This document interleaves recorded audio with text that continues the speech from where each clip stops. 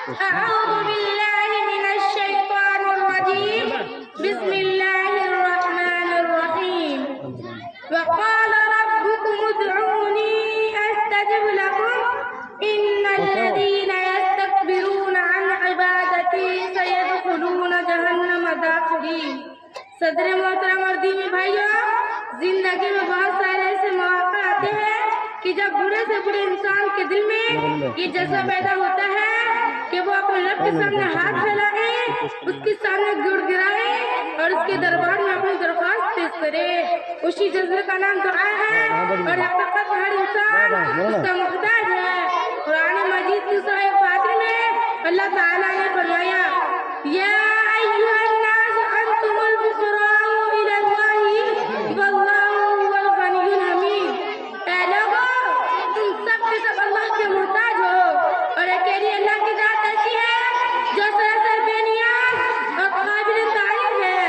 اور یہ اللہ تعالیٰ کی کتنی بڑی شان کریمی ہے کہ وہ خود اپنے بندے سے کہتا ہے مجھ سے مانگو میں تمہاری پکار سنوں گا۔ سورہ مومن میں اللہ تعالیٰ نے فرمایا وقال ربكم ادعوني استجب لكم ان الذين يستكبرون عن عبادتي سيدخلون جهنم داخرين۔ تمہارا رب کہتا ہے مجھ کو پکارو میں تمہاری پکار ضرور سنوں گا۔ جو لوگ مارے من تو مجھ کو نہیں پکارتے وہ ذلیل و خوار ہو کر جہنم میں جائیں گے۔ مگر میرے عزیز بھائی اور بہنوں، اللہ تعالیٰ سے دعا کے کچھ آداب اور شرائط بھی قرآن و حدیث میں بیان کیے گئے ہیں، ان کی رعایت بھی بے ضروری ہے۔ اللہ تعالیٰ قرآن مجید کی سورہ اعراف میں ارشاد فرماتا ہے ادعوا ربکم تضرعا وخفیا انہ لا يحب المعتدین۔ اپنے رب کو گڑگڑاتے ہوئے چپکے چپکے پکارو، حد سے آگے بڑھنے والوں کو وہ پسند نہیں کرتا۔ یعنی اس آیت کریمہ سے یہ معلوم ہوا کہ دعا میں تضرع ہونی چاہیے، یعنی اللہ کے سامنے گڑگڑاتے ہوئے روتے ہوئے اپنے گناہوں پر پشیمان ہوتے ہوئے اس کو پکارنا چاہیے۔ دعا کی ایک شرط یہ ہے کہ اس میں اخلاص ہونی چاہیے، ریاکاری اور کثرت جیسے بالکل نہیں ہونا چاہیے۔ اللہ تعالیٰ کا فرمان ہے وَادْعُوهُ مُخْلِصِينَ لَهُ الدِّينَ، یعنی عبادت صرف اور صرف اللہ کے لیے خالص کر کے اس کو پکارو۔ دعا میں اپنے نیک اعمال کا وسیلہ لگانا چاہیے۔ بنی اسرائیل کا ان 3 لوگوں کا واقعہ بہت مشہور ہے جو ایک غار میں پھنس گئے تھے۔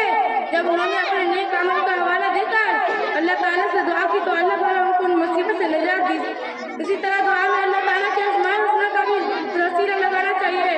مثلا اس طرح دعا کرنی چاہیے اے اللہ تو رحیم ہے، کریم ہے، مجھ پر بھی رحم و کرم فرما۔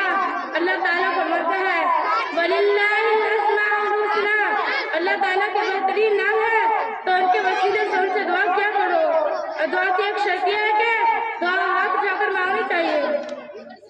رسول صلی اللہ علیہ وسلم فرماتے ہیں کہ جب کوئی بندہ اس کے سامنے ہاتھ اٹھا کر دعا کرتا ہے تو اس کو حیا آتی ہے کہ وہ اپنے بندوں کو خالی ہاتھ رکھتا ہے۔ مگر میرے عزیز بھائی اور بہنوں، اللہ تعالیٰ سے خوب دعا کیا کیجیے، ان کی رحمت سے مایوس ہونے کی کوشش مت کیجیے، دعا کبھی بیکار نہیں جاتی۔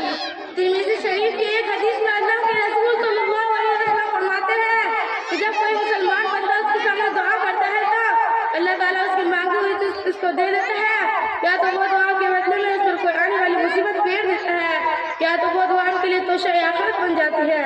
اللہ تعالیٰ ہمیں خلوص قلب کے ساتھ